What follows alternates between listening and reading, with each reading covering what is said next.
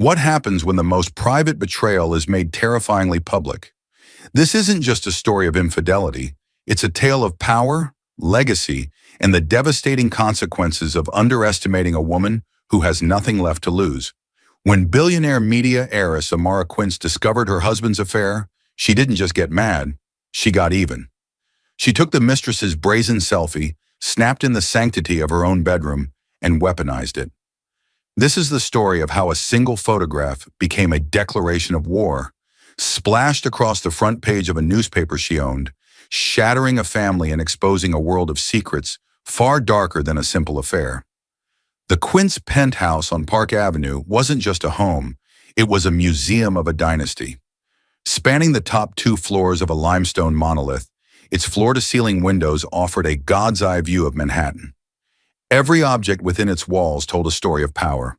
The imposing Jean-Michel Basquiat in the foyer, the soft gleam of the Baccarat crystal, the hushed weight of antique rugs cushioning a century of secrets. This was the world Amara Quince had been born into, a world her father, the formidable media titan Robert Quince, had built and entrusted to her. She was the steward of his legacy, most notably the New York Chronicle, a newspaper that could make or break careers with a single headline. At 46, Amara was as elegant and formidable as her surroundings. She had her father's sharp intellect and her mother's classic cool beauty. She managed the Quince Media Group with a steady hand, her life a carefully curated masterpiece of board meetings, charity galas, and quiet evenings with her husband of 20 years, Julian Croft. Julian was, by all accounts, the perfect complement to her. A self-made man, a celebrated architect whose sleek, innovative designs had reshaped skylines, he possessed a charm that could disarm the most cynical journalist. He was the warm, approachable half of their power couple, his easy smile a perfect foil to Amara's reserved grace. Theirs was a marriage admired, envied, and deemed unshakable. The first crack in this perfect facade appeared not with a bang, but with a buzz. It was a Tuesday evening. Amara was in her private study, a room paneled in dark cherry wood, reviewing the final proofs for the Chronicle's weekend edition. The city lights twinkled below like a carpet of scattered diamonds. Her phone, lying face down on the polished mahogany desk, vibrated softly. An Instagram notification. She rarely checked it, her social media presence being a carefully managed corporate affair. This, however, was a direct message from a name she vaguely recognized. A younger socialite, someone from the periphery of her circle. The message was brief, almost apologetic. "Amara, I am so sorry to be the one to send this to you. I just thought you should know." Below the text was a screenshot. For a moment, Amara's mind failed to process what she was seeing. The image was hazy, clearly taken on a phone in low light, but the setting was as familiar to her as her own reflection. It was her bedroom, their bedroom. The custom-made headboard, crafted from reclaimed wood from a French vineyard, was unmistakable. So was the faint outline of the Calder mobile that hung near the window, a gift from Julian on their 15th anniversary. But it was the subject of the photo that made the air leave her lungs. A young woman, someone Amara had never seen before, was propped up against their pillows. She was beautiful in a sharp, modern way, with raven hair and a defiant pout. She was wearing nothing but Julian's favorite cashmere V-neck sweater, the gray one Amara had bought him in Scotland. The woman was holding a phone, taking a picture of herself in the mirror on the opposite wall. Her eyes in the reflection were alight with a triumphant gleam. The caption on the original post, visible at the bottom of the screenshot, was 4 simple words: "Where I belong." The name on the account was Sienna Russo. The world tilted. The cherry-paneled walls seemed to close in, the air growing thick and heavy. Every breath was a struggle. Amara's first instinct was a tidal wave of pure, visceral pain. The betrayal was absolute. This wasn't just an affair in some anonymous hotel room. This was a desecration, an invasion. This woman, this stranger, had been in her bed, in her home, touching her things, breathing her air. And Julian had allowed it. He had brought this into their sanctuary. The pain was quickly followed by a cold, clarifying rage. It was an inherited trait, the Quince fury. Her father had been famous for it, a quiet, terrifying anger that could dismantle a man's career in a single chilling sentence. Amara had always kept that part of herself locked away, deeming it too brutal for her carefully constructed life. Now she felt it uncoiling in her chest like a serpent. She stood up, her movements stiff. She walked over to the vast window and looked down at the city that her family had, for generations, helped to inform and shape. The Chronicle was more than a business. It was an instrument of power. Her father had used it to champion causes, expose corruption, and, when necessary, settle scores. He had once told her, "Amara, information is the only currency that matters, and we own the bank." Her mind, honed by years of corporate strategy and crisis management, began to work. The shock receded, replaced by a chilling clarity. Tears were a luxury she couldn't afford. A messy private divorce was the conventional path. Lawyers, settlements, quiet disgrace. It was what was expected of women in her position, to hide the shame, to preserve a dignified facade. But the sheer audacity of the act demanded a different response. The photograph wasn't a mistake, it was a challenge. A deliberate act of aggression from a mistress who clearly felt secure, and from a husband who had grown careless, arrogant. They had underestimated her. They had mistaken her quiet dignity for weakness. They had forgotten who she was. She was not just a wife, she was Amara Quince, and this was her city, her newspaper, her life. She turned from the window, her decision made. The serpent of rage was now fully awake, its cold fire spreading through her veins. This would not be a private matter. A private humiliation demanded a public reckoning. They had brought the battle to her home. She would fight it on her own turf. She picked up her personal phone, the one with the direct, encrypted line to the Chronicle's editor-in-chief, a man named David Chen, whom she trusted implicitly. He was an old-school newsman, nearing retirement, who had worked for her father for 30 years. He answered on the second ring, his voice weary. "Amara, everything all right? It's late." Amara's voice was unnervingly calm, devoid of any emotion. "David, I need you to stop the presses." There was a pause. Stopping the presses was the nuclear option in their world, an act reserved for declarations of war or the death of a president. "What? The weekend edition is already running. It would cost a fortune. What on earth has happened?" Amara walked back to her desk and forwarded the screenshot to his encrypted email. "I'm sending you a file now. I have your new front page." "Your new—" "Amara, what are you talking about?" "The headline, David," she said, her voice dropping to a near whisper, laced with ice. "I wanted to read, bedtime story, Julian Croft's mistress makes herself at home." There was a profound silence on the other end of the line.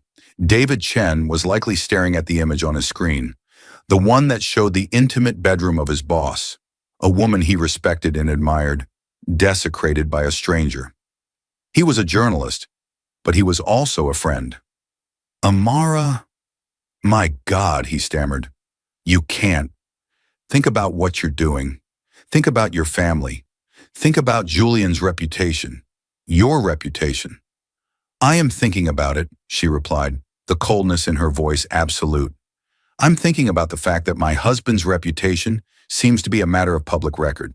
So let's make it official." "This is insane," he breathed. "It's professional suicide. It's personal." "It became personal when she took a photo in my bedroom, David," Amara said. "Run the photo. The full, unpixelated image. A 1. Above the fold. No byline. The source is me." "Amara, please, let's talk about this in the morning." "David," she interrupted, her tone leaving no room for argument. "My father hired you because you have ink in your veins and steel in your spine. He trusted you to follow a story to its end. This is the story. Are you going to run it, or do I need to call someone who will?" The threat hung in the air, unspoken but understood. He knew she meant it. He let out a long, defeated sigh. "God help us all, Amara. God help you." "God has nothing to do with this," Amara said before ending the call. She sat in the silence of her study, the city lights a cold and distant audience. She felt strangely hollow, as if she had carved out the part of her that felt pain and left only purpose. Julian was at a dinner engagement for his firm downtown. He would be home in an hour or two, reeking of expensive wine and feigned sincerity. He would kiss her cheek and tell her he missed her. And in the morning, he, along with 8 million other New Yorkers, would wake up to his new reality. He would discover that he had not just broken his wife's heart, he had started a war with a queen, and she was about to burn his kingdom to the ground. The dawn broke over Manhattan with a deceptive serenity, the sky a soft wash of gray and pink. But on the streets below, a firestorm was brewing. It began as a ripple, with the early morning deliveries of the New York Chronicle. Truck drivers, used to headlines about politics or finance, did a double take. Newsstand owners squinted, then read the headline again, their eyes widening in disbelief. By 6 a.m., the city was awake and buzzing. The front page was a masterpiece of brutal simplicity. There, in stark color, was the photo of Sienna Russo. It was larger and clearer than the screenshot, the digital forensics team at the Chronicle having worked through the night to enhance its quality. Every detail was sharp, the smug triumph in her eyes, the distinctive grain of the wooden headboard, the gray cashmere sweater that was so obviously a man's, and the headline in the Chronicle's bold, authoritative font. Bedtime story, Julian Croft's mistress makes herself at home. There was no subheadline, no lengthy article. Just the photo, the headline, and a short, devastatingly factual caption. Sienna Russo, 26, an art gallery curator, pictured in the Park Avenue marital bedroom of celebrated architect Julian Croft and his wife, Quince Media Group CEO Amara Quince. It was a nuclear bomb detonated in the heart of the city's elite. By 7 a.m., it was the only thing anyone was talking about. On trading floors, in coffee shops, in hushed conversations in the back of town cars, the image was being passed around on phones, the story repeated with a mixture of horror and glee. The sheer, audacious cruelty of it was breathtaking. It wasn't just journalism, it was vengeance, served cold and in print. Julian Croft woke up at 7:15 a.m. He had come in late, slipping into the guest room, as he often did after a late dinner, to avoid waking Amara. He showered, donned one of his impeccably tailored suits, and stepped out, expecting the quiet hum of his domestic life. The first sign that something was wrong was the silence. The apartment was deathly still. No scent of coffee, no sound of the morning news. His phone, which he'd left charging on the hall console, was lit up like a Christmas tree. Dozens of missed calls, a torrent of text messages. "Julian, what the hell is this? Call me." His business partner, Mr. Croft, a statement is urgently needed. His PR firm. "Jay, is this real? Your face is everywhere." A friend. Confused, he walked into the kitchen. And there it was, a single copy of the New York Chronicle, placed squarely in the middle of the marble island. Amara was nowhere to be seen. He stared at the front page, his mind refusing to connect the dots. He saw the photo. He saw Sienna. He saw his bedroom. He saw his name. And then he read the headline. The world dropped out from under him. It was a physical sensation, a lurching in his gut so violent he had to grip the edge of the counter to stay upright. The blood drained from his face. This wasn't possible. It was a nightmare, a prank, a hack. But he knew with a sickening certainty that it was real. Only one person could have orchestrated this. Only one person had the power, the access, and now, clearly, the motive. Amara. He stumbled back, his breath coming in ragged gasps. He thought of his conversation with Sienna. She had been getting possessive, demanding more of his time, hinting that she wanted to go public. He dismissed it as emotional blackmail, something he could manage. He told her to be patient. He never in his wildest dreams imagined this. And the photo. He remembered her taking selfies that night, giggling about how good she looked in his sweater. He'd been careless, drunk on her youth and his own arrogance. His phone rang again. It was his mother, her voice trembling with panic. "Julian? What is going on? The phone won't stop ringing." He couldn't answer. He hung up and finally looked for Amara. He found her in the formal living room, the one with the Basquiat and the view of Central Park. She was dressed in a sharp, slate-gray business dress, her hair pulled back in a severe chignon. She was standing by the window, a tablet in her hand, calmly scrolling. She looked up as he entered, her eyes as cold and gray as her dress. "Amara," he croaked, his voice a raw whisper. "What have you done?" "I've reported the news," she said, her tone level, almost conversational. "It's what we do." "The news," he roared, finding his voice in a surge of fury. "You call this the news? This is a public execution. You've destroyed me. You've destroyed us." "You are mistaken," she said, setting the tablet down. "You destroyed us when you invited that creature into our bed. I am simply cleaning up the mess. By setting our lives on fire for the whole world to see," he shot back, his hands shaking. "My career is over. My reputation. What about our son? Have you even thought about Alex?" At the mention of their son, a flicker of something, pain, regret, crossed her face, but it was gone as quickly as it came. "I am thinking of him," she said. "I am thinking of the legacy he will one day inherit. A legacy of strength, not one of weakness and public humiliation at the hands of a cheating husband." "So you chose a different kind of humiliation? A bigger one?" he sneered, desperation making him cruel. "You think this makes you look strong? It makes you look like a vengeful, bitter shrew. Everyone is laughing at you, Amara, the scorned wife who owns the newspaper." "Let them laugh," she replied, unmoved. "They are not the ones who matter. The people who matter see this for what it is, a message that the House of Quince does not tolerate betrayal, not in its boardroom and not in its bedroom." He stared at her, truly seeing the woman he had married for the first time in years. The quiet, supportive partner was gone. In her place was the daughter of Robert Quince, a woman forged in corporate fire, and he realized with dawning horror that he had never truly known her. He had seen her power as an accessory to his own life, not as a weapon that could be turned against him. "I will sue you," he spat. "I will sue the newspaper. For defamation. For libel." Amara almost smiled. It was a terrifying sight. "On what grounds, Julian? Is the photograph fake? Is she not your mistress? Were you not in a relationship with her? Did she not take that photo in this house? Every word we printed is the truth, and the truth is an absolute defense. Our lawyers are, shall we say, prepared." He was trapped, utterly and completely trapped. He had no defense, no recourse. She had used the truth as a guillotine. Meanwhile, across town in a small, stylish, but comparatively modest Soho apartment, Sienna Russo was also waking up. Her phone was exploding, but with a different kind of message. Notifications from news sites, friend requests from thousands of strangers, vicious comments on her Instagram, which had somehow been made public. And then, a friend sent her a picture of the Chronicle's front page. Her first reaction was a surge of pure, unadulterated triumph. She had done it. She had forced his hand. The world now knew she existed. She was no longer a secret. This was the first step. The public scandal, the inevitable divorce, and then Julian, free and clear, would come to her. She had won. But as she scrolled through the comments, a cold knot of dread began to form in her stomach. Homewrecker. Disgusting trash.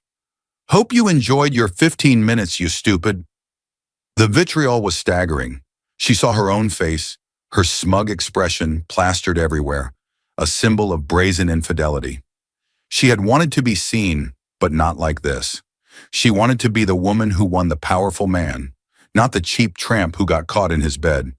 She had intended to control the narrative, perhaps with a leaked story to a sympathetic gossip columnist. She had never anticipated this. This was not a controlled leak. This was a carpet bombing. Amara Quince hadn't just exposed the affair. She had branded her.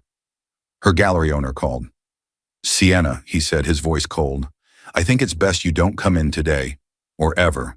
We're being inundated with calls. Our patrons are conservative. Your association is no longer tenable." Her triumph curdled into panic. This wasn't how the story was supposed to go. The final, most painful blow of the morning came from halfway across the country at Stanford University. Alex Croft, a 20-year-old economics major, was walking to class when his friend showed him the headline on his phone. He saw his father's name. He saw the word Mistress, and he saw a picture taken in his mother's bedroom. The world swam. The shame was instant and overwhelming. This wasn't some anonymous celebrity scandal. This was his family, his home. His mother, the most private, dignified person he knew, had done this. He fled to his dorm room, his heart pounding, and called her. "Mom?" he said, his voice choked with a mixture of anger and anguish. "What did you do? Why would you do this?" Amara, still in the living room with Julian, answered the call. Her steely composure finally cracked. Hearing her son's pain was the one thing that could pierce her armor. "Alex," she began, her voice softer. The whole world is seeing this. My friends are seeing this. They're looking at me. They feel sorry for me. You put our family, our private pain, on the front page of a newspaper." "He did this, Alex," she said, her voice hardening again as she looked at Julian. "Your father brought this on us." "And you made it a circus," he cried. "Couldn't you have just, I don't know, divorced him? Why did you have to blow up the whole world?" Before she could answer, he hung up. Amara stood in the silence, the sound of her son's accusation echoing in her ears. She looked at Julian, who was watching her with a sort of broken, bitter satisfaction. For the first time that morning, she felt the cost of her victory. She had won the battle, but the collateral damage was immense, and she was beginning to suspect that the war was far from over. This single act of revenge had set in motion a chain of events that she could no longer control. The days following the publication were a slow-motion car crash. The story had a life of its own now, a ravenous entity feeding on speculation and schadenfreude. Rival newspapers and gossip sites dug deeper, unearthing every detail they could about the curator and the architect. Sienna Russo's past was dissected, her social media mined for any hint of her relationship with Julian. Julian, for his part, became a pariah. He was forced to take an indefinite leave of absence from his own firm, Croft and Associates. The board, facing pressure from clients who didn't want their multi-million-dollar projects associated with such a sordid scandal, had all but pushed him out. He was radioactive. Julian retreated to a friend's vacant apartment downtown, a ghost in his own life. The calls he made were to lawyers, discussing the grim mechanics of a divorce that was now a certainty. Every conversation was a reminder of what he had lost: his wife, his son's respect, his career, and, he was quickly discovering, his financial independence. Amara, in contrast, presented a facade of unbreakable strength. She went to her office at the Quince Media Group every day, attended every meeting, and made every decision with her usual incisive intelligence. Her staff watched her with a mixture of awe and fear. They had always respected her, but now she seemed almost mythical, a figure of corporate folklore. The woman who had put her own cheating husband on the front page. No one dared to cross her, but beneath the surface, Amara was navigating a private hell. Her son Alex refused to speak to either of her or Julian. Her nights were sleepless, the silence of the vast penthouse a constant reminder of her fractured family. The victory felt hollow, the revenge a bitter ash in her mouth. The first major twist, the one that shifted the entire game, came from an unlikely source: Marcus Thorne, the Quince family's long-serving chief legal counsel. He was a quiet, meticulous man in his late 60s, more a conciliere than a simple lawyer.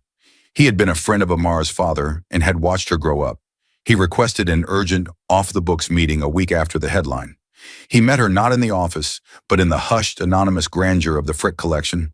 "Amara," he began, his face grim as they stood before a Rembrandt portrait, "the scandal has created unforeseen ripples.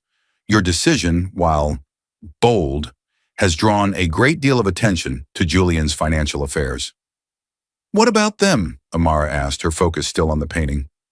"Standard procedure in a high-profile divorce is a full asset disclosure," Marcus said. "I've started the preliminary work, and I've found something troubling. Very troubling." He handed her a slim file. Julian co-founded his firm with significant seed money. We all thought it was from his early successes. It wasn't. The initial capital, almost $10 million, came from an offshore entity registered in the Cayman Islands, Orion Holdings. Amara frowned. "I don't know it." "Neither did I," Marcus said grimly. Because it's a shell corporation, and the money wasn't his. He was leveraged, heavily, and worse. Over the past 5 years, he has been using his shares in Croft and Associates, shares that are marital property, by the way, as collateral against a series of increasingly desperate loans from the same entity. Amara's blood ran cold. Loans for what? That's the mystery. His firm is successful. There's no business reason for it. This is personal debt, and he's defaulted on the most recent payment. The timing suggests he was counting on a contract that fell through. Marcus paused, letting the weight of his next words sink in. Whoever Orion Holdings is, they don't just own a piece of his firm. With this default, they effectively own him. And by extension, they have a claim on half of your marital assets tied up in his company. The affair, the betrayal, it all suddenly seemed like a childish squabble compared to this. This was about the Quince legacy. This was a threat to the empire her father had built. Find out who is behind Orion Holdings, Amara commanded, her voice low and dangerous. Use every resource we have. The investigative team at the Chronicle, private investigators, whatever it takes. As Amara's team began to dig into the shadowy world of offshore finance, another player made a move. Sienna Russo, now unemployed and infamous, realized that her victimhood could be a commodity. Her initial attempts to sell a tell-all story had been met with lukewarm offers. She was yesterday's news. She needed new leverage, and she realized she might have it. During her time with Julian, he had often been careless, taking calls and leaving documents on his desk in the apartment he kept for their trysts. He'd been stressed, preoccupied, talking in hushed tones about making his obligations and the pressure from Orion. At the time, she'd paid little attention. Now, those fragments of conversation seemed vital. She also remembered seeing a name on some of his correspondence. Alistair Finch. Alistair Finch. The name was a jolt to Amara when her investigators brought it up a few days later. Finch was a ruthless British private equity magnate, a corporate raider known for hostile takeovers. He was also Amara's chief rival, the owner of a competing media conglomerate who had been trying to buy out the Chronicle for years. Her father had despised him, calling him a vulture who mistakes destruction for creation. The pieces began to click into place with terrifying speed. Alistair Finch was the money and the power behind Orion Holdings. This wasn't just about a business loan. It was a long, patient, and utterly diabolical plan. Finch had seeded Julian's company from the very beginning, making him dependent. He had waited for the perfect moment of vulnerability to call in the debt. He wasn't just trying to bankrupt Julian. He was trying to gain leverage over Amara. By controlling her husband's debt, he controlled a significant marital asset. In the ensuing divorce, he could lay claim to a stake in Quince Media Group itself, or at the very least, force a fire sale of assets. The affair wasn't the cause of the crisis. It was merely the trigger that had sprung the trap. Julian hadn't just been a fool in love. He'd been a pawn in a billionaire's chess game. His affair with Sienna, his carelessness, his public disgrace. It was all the perfect storm Finch had been waiting for. Amara felt a surge of rage so profound it almost blinded her. She had been played. They all had. Julian, for all his sins, was a fly caught in a web he couldn't comprehend. Sienna was a pawn, and she, Amara, was the ultimate prize. Finch's plan was brilliant in its cruelty. He had used her own marriage as a weapon against her.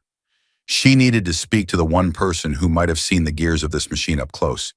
She needed to speak to Sienna Russo. The meeting was arranged through back channels in the empty, echoing space of a closed-down restaurant in Tribeca that Amara owned. It was a neutral, private ground. Sienna arrived looking nervous but defiant. The past few weeks had stripped her of her smug confidence, replacing it with a hard-edged wariness. Amara didn't waste time with pleasantries. She sat in a booth, a lone glass of water before her.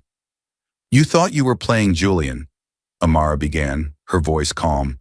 "You were wrong. You were both being played," Sienna scoffed. "By you, you mean? You're the one who ruined my life." "My actions were a response to yours," Amara stated coolly. "They were checkers. I am now in a game of chess, and I find that you are, inadvertently, a piece on my side of the board. I need to know everything Julian said about Alistair Finch and Orion Holdings." Sienna's eyes widened slightly at the mention of the name. She had leverage, after all. "What's in it for me?" she asked, her voice regaining some of its old confidence. "My reputation is destroyed. I can't get a job. You owe me." "I owe you nothing," Amara countered, her gaze unwavering. "You made a transactional relationship with my husband. You are now going to make one with me. You give me the information I need. Every detail, every name, every overheard whisper. In exchange, I will give you a new life." Sienna hesitated. "What kind of new life?" $250,000 wired to an account of your choosing, a one-way first-class ticket to any city in the world, and a clean slate. In return, you will sign a non-disclosure agreement so airtight that if you ever speak the names Quince, Croft, or Finch again, you will be penniless for the rest of your life, and you will disappear. You came into my world looking for a payday. This is it. Take the deal, or walk away with nothing and face Alistair Finch's displeasure alone. I assure you, my public revenge is far kinder than his private version." Sienna looked at the woman across the table. She saw no hint of the scorned wife from the tabloids. She saw a commander, a strategist offering a brutal but clean exit from a war she was not equipped to fight. The choice was obvious. For the next hour, Sienna talked. She recounted hushed phone calls, panicked meetings Julian had taken, and his growing terror of his investor. She confirmed that Julian's relationship with Finch was one of absolute fear. He was a puppet who had just had his strings cut. When Sienna left, with the promise of a new life in Florence and $250,000, Amara sat alone in the silent restaurant. She now had the full picture. Her husband's infidelity, her own spectacular revenge, the public scandal. It was all just the opening act. The real war was against Alistair Finch, a man who had tried to use her family's private pain for his corporate gain. She had unleashed a media firestorm to punish her husband. Now she would have to harness that same power to save her empire. The front page of the Chronicle had been her weapon of revenge. Now it would become her shield and her sword. The story wasn't over. It had just begun. The battle lines were drawn, etched not in sand but in the cold, hard currency of power and reputation. On one side stood Alistair Finch, a predator armed with financial leverage, legions of ruthless lawyers, and a complete lack of scruples. On the other was Amara Quince, armed with the unvarnished truth, a media empire, and a cold, calculated fury that had been honed to a razor's edge by betrayal. The battlefield was no longer the court of public opinion, where gossip reigned. It had shifted to the unforgiving arena of corporate warfare. Amara, guided by the meticulous Marcus Thorne and her top investigative reporter from the Chronicle, a bulldog of a man named Ben Carter, worked with a chilling efficiency that left her team in awe. Sienna Russo's testimony had provided the human narrative, a vivid tapestry of Julian's growing fear and desperation. The financial forensics team, working in a secure, locked-down section of the VMG building, had painstakingly traced the flow of money from Finch's known entities through a labyrinth of shell corporations in Panama, the Cayman Islands, and Liechtenstein. The trail always, inevitably, led back to Orion Holdings. They had the evidence, a clear, damning pattern of predatory lending and corporate espionage designed for a single audacious purpose: to seize control of Julian Croft's assets and, through them, launch a Trojan horse attack on Quince Media Group itself. The trap Finch had so brilliantly set was that any conventional move Amara made would result in his victory. If she quietly paid off Julian's monumental debt to protect the sanctity of their marital assets, Finch would walk away with a staggering profit, rewarding his villainy. If she allowed Julian's company and its associated debts to fall into Finch's hands during the divorce proceedings, Finch would become a significant minority power in her life, a cancerous presence she could never excise, potentially forcing a fire sale of VMG assets to satisfy his claims. He had constructed what he believed to be a perfect checkmate, but Alistair Finch, like Julian before him, had made a critical, fatal error. He had fundamentally misunderstood his opponent. He saw Amara as an heiress, a socialite CEO who had inherited her power. He did not see her as her father's daughter, a born fighter who understood the fundamental Quince doctrine: The best defense is a devastating, overwhelming offense. She convened her war council in her father's old study, a room she had rarely used, but one that felt appropriate for the gravity of their situation. The air smelled of old leather and legacy. Marcus Thorne, David Chen, and Ben Carter sat around the heavy mahogany table, looking at the mountain of evidence laid before them. "We have two options," Amara stated, her voice resonating with a newfound authority. She didn't pace. She stood at the head of the table, commanding the room. "Option one is the path of lawyers. We fight Finch in the dark alleys he loves. We file motions, countersuits. It will be a long, bloody, and private war of attrition. He has the resources to drag it out for years, bleeding us with legal fees. In the process, my family's name, Julian's profound stupidity, and the details of our entire life will be dredged up and dissected in depositions. He wants that war of inches. He would win." She paused, her gaze sweeping over each man, ensuring she had their absolute attention. "Option two," she continued, a dangerous glint in her eye, "is the quince route." David Chen, the veteran editor who had been so horrified by her initial command weeks ago, now looked at her with a grim, almost fearful respect. "You want to publish," he said. It wasn't a question. "Everything," Amara confirmed. "Every last piece of it, but not as a sordid follow-up to the affair. We frame it as what it truly is, a major financial investigation, a public service. The headline will be something like, 'The Finch Trap: How British Raider Alistair Finch Uses Predatory Debt to Weaponize Private Lives.' We expose the entire mechanism, the shell corporations, the systematic targeting of Julian as a proxy, the ultimate goal of infiltrating this company. We lay it all bare for the world to see." The silence that followed was heavy with risk. Marcus Thorne, ever the voice of caution, finally broke it. "Amara, with all due respect, this is madness. He will sue us into oblivion. He is not Julian Croft. He has armies of lawyers who specialize in this.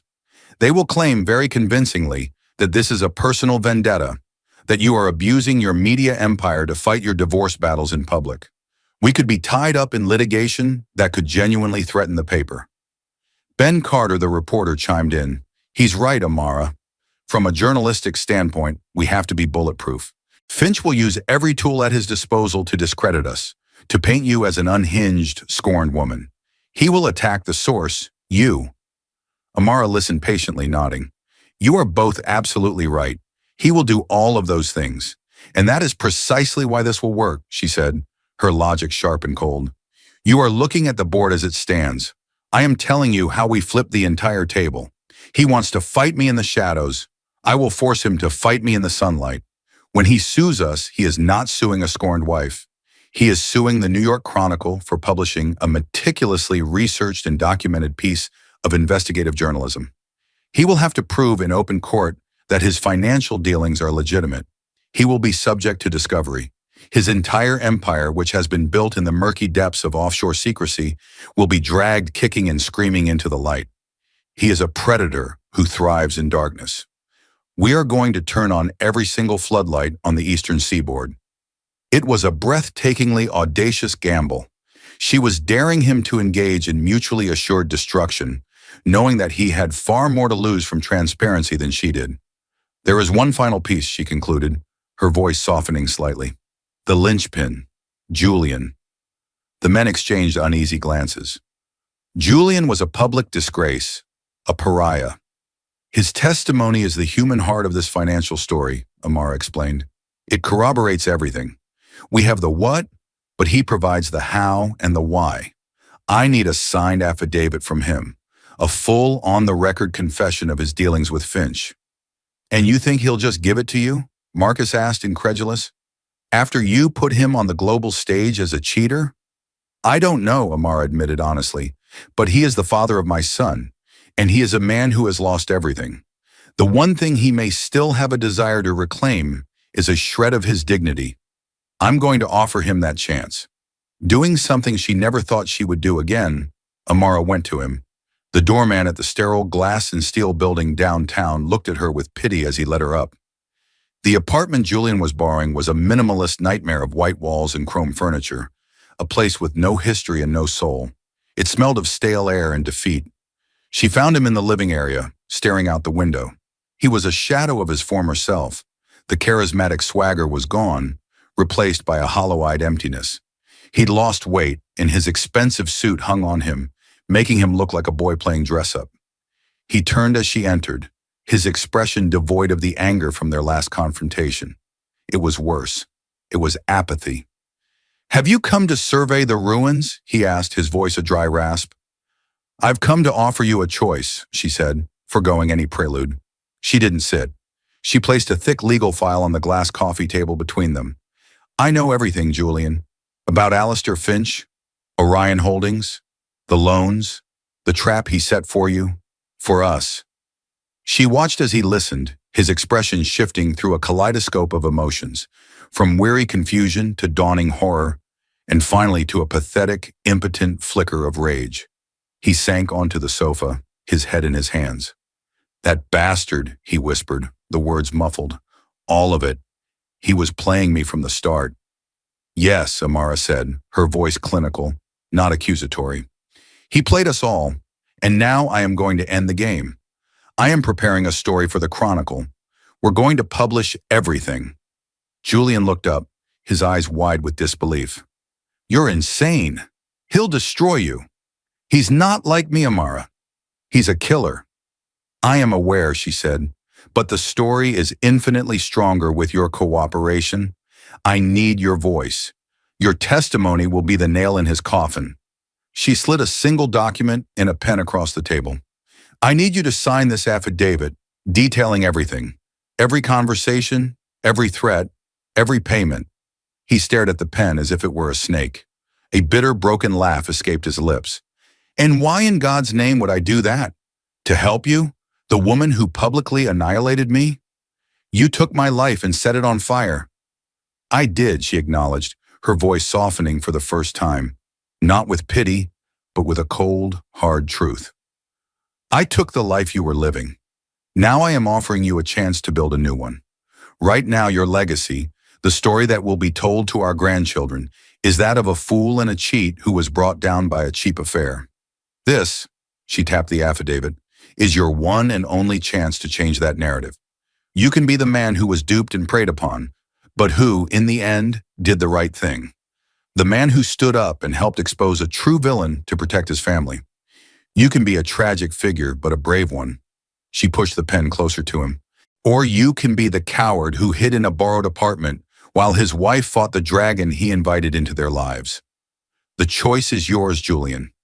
Define how you will be remembered. This is the last and most important choice you will ever get." He looked from the pen to her face, searching her eyes. He saw no lingering affection, but he also saw no malice. He saw a general giving a soldier a chance to die honorably on the battlefield rather than by a firing squad. With a shaking hand, he took the pen. 3 days later, the Sunday edition of the New York Chronicle landed on doorsteps with a palpable thud. The headline was a masterpiece of declarative journalism, consuming the top half of the front page. "The Finch Trap. An investigation into predatory finance, corporate espionage, and the weaponization of private lives." The story that followed was a tour de force, a multi-page, meticulously researched exposé, complete with flowcharts mapping Finch's shell corporations, damning excerpts from his aggressive loan agreements, and incisive sidebars on his long history as a corporate raider. And at its heart, displayed with devastating clarity, was a scanned copy of the full, signed affidavit from Julian Croft. The effect was instantaneous and seismic. It detonated in newsrooms and boardrooms, from New York to London to Hong Kong. The story was picked up globally, not as a piece of society gossip, but as a major financial bombshell. Finch's investors, who had long turned a blind eye to his methods, grew terrified. Regulators in both the US and the UK, who had long been suspicious, suddenly had the public mandate and the hard evidence to open sweeping formal investigations. Finch, as predicted, came out swinging. His PR machine went into overdrive.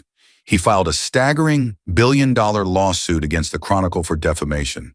He appeared on a rival news network, his face a mask of patrician outrage, calling Amara a deranged and vindictive woman abusing her father's newspaper to settle a personal score. It was a fatal miscalculation. Amara, by publishing Julian's confession alongside the hard data, had brilliantly framed the narrative. She was not just a wife seeking revenge, she was a CEO defending her company against a documented hostile attack. Finch's angry denials made him look guilty, his lawsuit a desperate attempt to silence the truth. The floodlight she had switched on was too bright. Finch's lawsuit faltered in the pre-trial stage as the discovery process, which he had inadvertently initiated, began to unearth even more of his sordid dealings. His partners and investors, terrified of the legal and financial exposure, began to abandon him in droves. His empire, built on shadows and fear, could not withstand the harsh glare of public scrutiny. It began to crumble, not in a single crash, but in a cascade of failures. 6 months later, Alistair Finch was finished. He was forced to resign from his own firm under a cloud of scandal, liquidating personal and corporate assets to cover his mounting legal fees and settle with furious investors. He was a ruined man, a king deposed. The divorce between Amara and Julian proceeded with a quiet, somber dignity. There was little left to fight over. Julian, as part of his cooperation, had willingly signed away his claims to VMG and most of their shared assets. He left New York without a word, a disgraced but free man, with just enough capital to start over somewhere anonymous and quiet. Amara stood alone at the helm of her empire, more powerful and respected than ever before.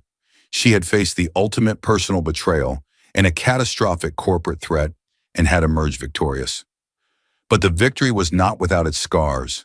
Her marriage was a memory, her family indelibly fractured. One evening, months later, as the first snow of winter fell on the city, her son Alex called her. "I read all the articles, Mom," he said, his voice quiet but steady. "I had a professor in my corporate ethics class use it as a case study. I finally understand what you were doing and why. I just wanted to say, I'm proud of you." Tears, hot and unexpected, welled in Amara's eyes for the first time since the ordeal began. They were not tears of sadness or anger, but of a profound, aching relief. The one judgment that had ever truly mattered had been rendered in her favor. "But I have to ask," Alex continued, a genuine curiosity in his tone. "That first front page, the one about Dad and her, was that part of the plan too? Was that the first move against Finch?" Amara looked out at the city lights, a glittering kingdom she had fought so hard to protect. "No," she admitted, her voice a soft, honest whisper. "That wasn't strategy. That wasn't for the company. That wasn't for Finch." A small, sad but resolute smile touched her lips. "That was for me." She had won the war, saved her legacy, and, in the end, earned back her son. The glass house had been shattered, but in its place she had built a fortress of steel and ink, a throne of her own magnificent, painful design. Amara Quince's story is a chilling reminder that in the world of the powerful, love, business, and betrayal are often tragically intertwined. She took a moment of profound personal humiliation and forged it into a weapon, not just for revenge, but for the very survival of her legacy. It forces us to ask, what would you do with that kind of power? When pushed to the absolute limit, would you choose quiet dignity or spectacular, world-altering retribution? If this story of high-stakes drama and calculated justice captivated you, show your support by hitting that like button. It tells us you want more tales of complex characters and unthinkable choices. Share this video with anyone who loves a story where the tables aren't just turned, they're completely shattered. And most importantly, subscribe to the channel and ring that notification bell. You won't want to miss the next story we uncover from the shadows.